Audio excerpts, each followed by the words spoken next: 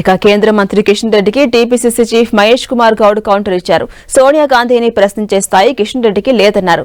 BJP 12 ఏళ్ల పాలనపై, కాంగ్రెస్ 2 ఏళ్ల పాలనపై చర్చకు సిద్దమా అంటూ సవాల్ విసిరారు.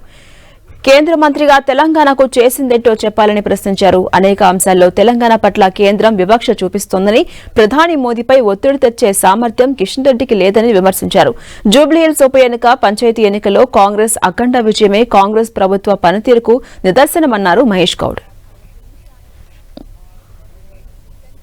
ఇన్నేళ్లుగా కేంద్ర ప్రభుత్వంలో మంత్రిగా ఉండి తెలంగాణ రాష్ట్రానికి తెచ్చిందేమైనా ఉందా? దాని మీద చర్చకు సిద్ధం. మీరు మా అధినేత్రికి లేఖ రాశారు.